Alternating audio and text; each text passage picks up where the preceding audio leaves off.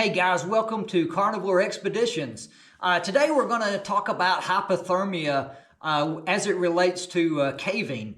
And I'm currently about a half a mile inside of a cave in northeastern Alabama. And I just have been thinking a lot about things that can go wrong in a cave. I always try to be safety minded and bring the equipment with me that could save me or that could help me or help someone else that's in my party. And one of the biggest dangers that people face when they go cave exploring is that they're trapped in a cave or they're lost in a cave and they start to get cold.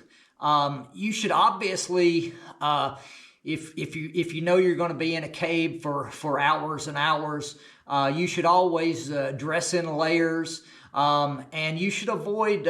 You should wear the appropriate clothing that could help you. Like you may have heard that cotton kills. That's for any outdoor activity. It's not just for cave exploring, but it can be hiking or backpacking or whatever. It's not a good idea to wear cotton because if cotton becomes wet, it can make you even colder. It doesn't dry out quickly. You should always try to wear either wool clothing or synthetic type of clothing. For instance, this is a polypro top that I'm wearing. I believe these are some nylon pants that I've got on here, and I have, if you can see, I've also have a polypro base layer, and these are wool socks.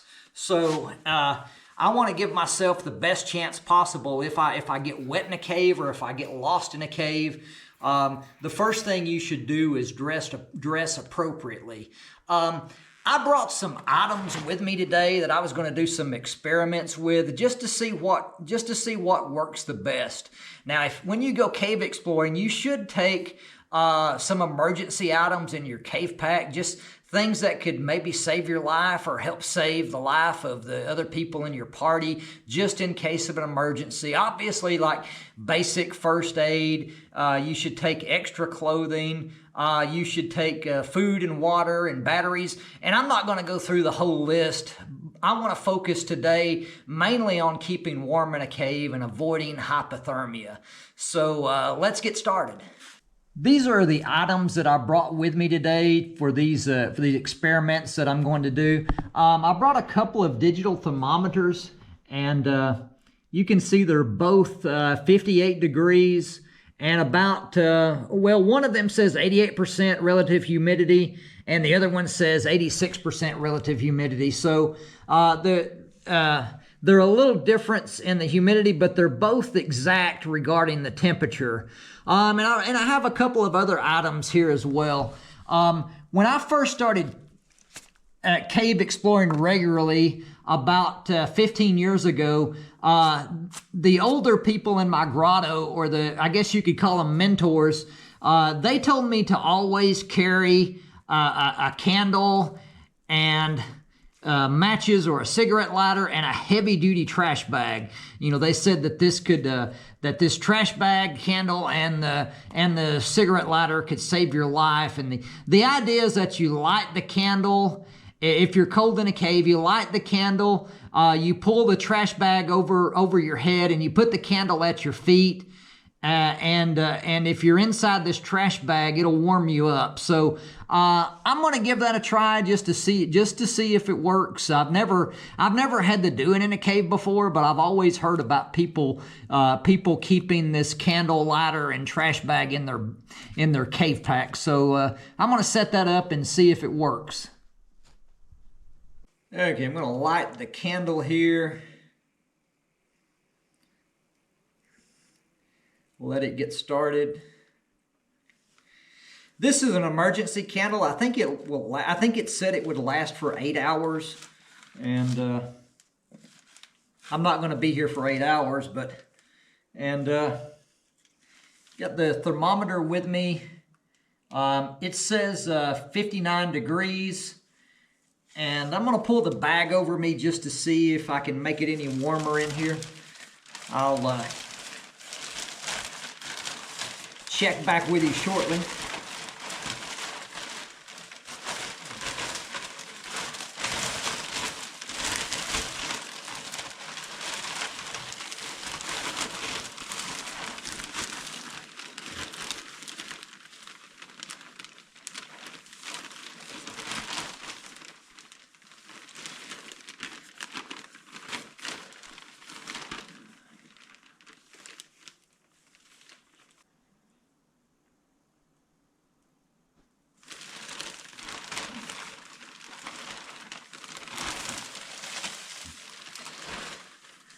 Okay, guys, that was about 5 minutes, and I don't know if you can see the thermometer or not, but I'm up to about 71 degrees. So I went from 60 degrees up to about 71 degrees in about 5 minutes. So this trash bag thing that the old timers were telling me about, it really does work. So I'm not going to dismiss it.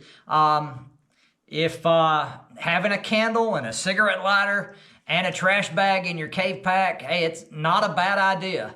I'm going to move on to something a little more modern to give it a try as well. So let me get back over here to my stuff. Okay, the next thing I'm going to try is this is some canned heat. I bought this at a sporting goods store. I think I paid $3 for it, and it says Sterno canned heat, and it says it's sustainable and biodegradable. It's got the green sticker on it. It weighs 6.10 ounces, so it's a little bit heavy. I mean, this is not something that I would probably carry every day in my cave pack, but if it was a long trip and I thought there was a potential of needing a heat source, I would certainly consider bringing this along. So I'm not exactly sure, but I'm gonna just open up the lid. It looks like it's kind of a gel inside of here. So I'm gonna light it, and hopefully it won't blow up in my face.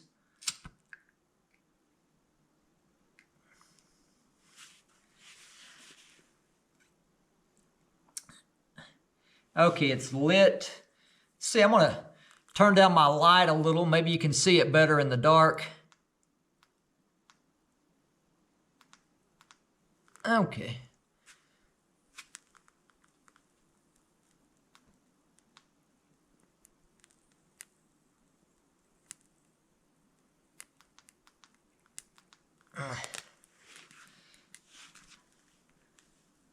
So, okay, I'm impressed. It's certainly, it's warmer than the candle that I was using a few minutes ago, and it's certainly putting out some heat, more heat than the candle.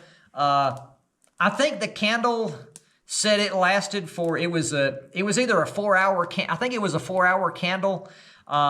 This canned heat said it will last 2.5 hours. So it lasts about half the amount of time as the candle would last. If the candle lasts 4 hours, this lasts 2.5 hours.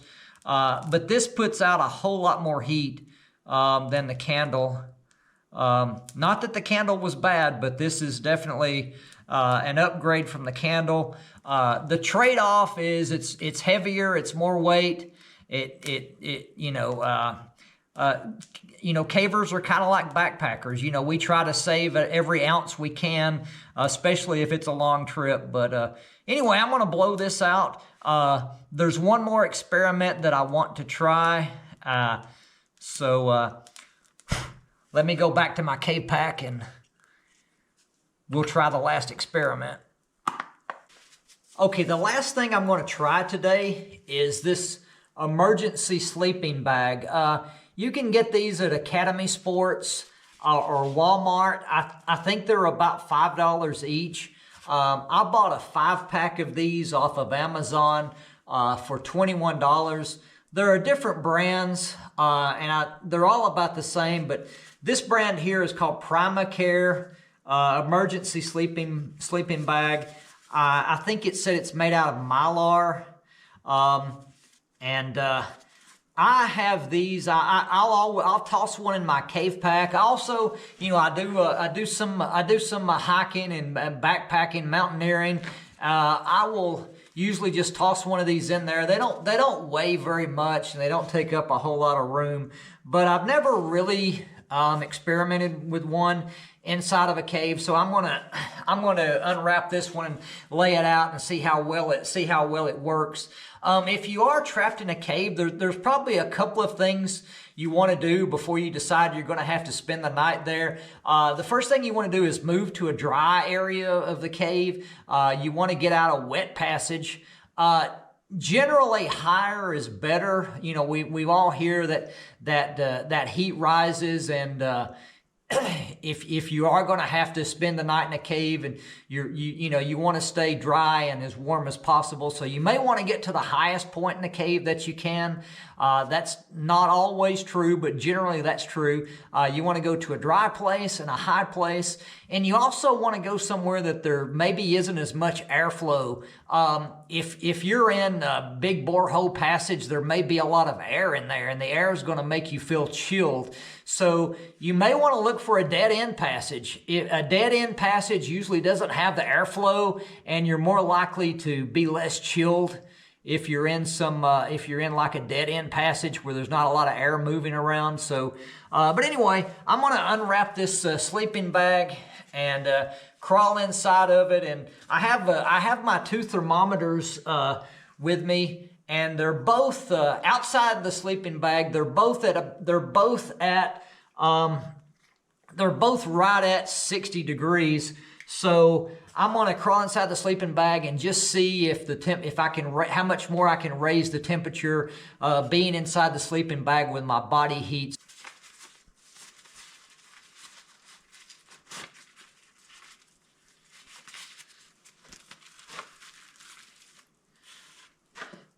I'm going to clear off as many of these little rocks and pebbles as I can.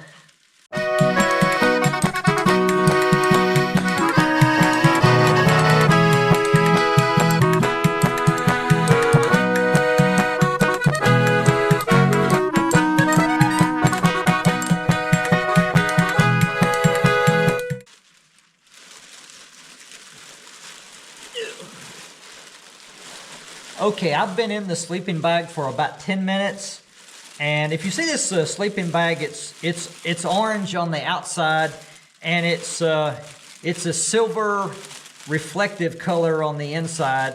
According to the packaging, it says that it reflects your body heat. I think up to 70% of your body heat gets reflected back to your body. So it does feel noticeably warmer, and I'm going to check my thermometers. The outside the bag thermometer says 58.2 degrees. So out here in the cave, it's 58.2 degrees. And the thermometer that I have inside my sleeping bag, it's 81.4 degrees. So there's more than a 20-degree difference between being inside this bag and outside here in the cave. So, I'm sold on this. It's compact. It doesn't take up a lot of room in my pack. It's lightweight. I think this is a good safety item to have. If you're trapped in a cave, if you're lost in a cave, if you're injured in a cave, and you know you're going to be in there for a while until you get rescued. I mean, considering it doesn't weigh much, it doesn't cost much, this is definitely an item that I'm going to start taking along on a regular basis. You may be wondering, I have a buff on my head.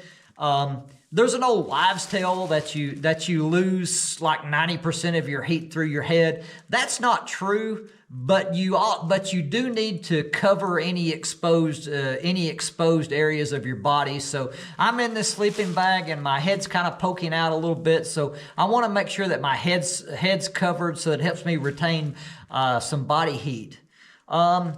But anyway, those are my experiments and my thoughts on avoiding hypothermia in a cave. What do you think? Do you have any emergency items that you take along with you, or how would you avoid hypothermia in a cave? Just leave your comments below, and I appreciate you watching this video, and I will talk to you next time.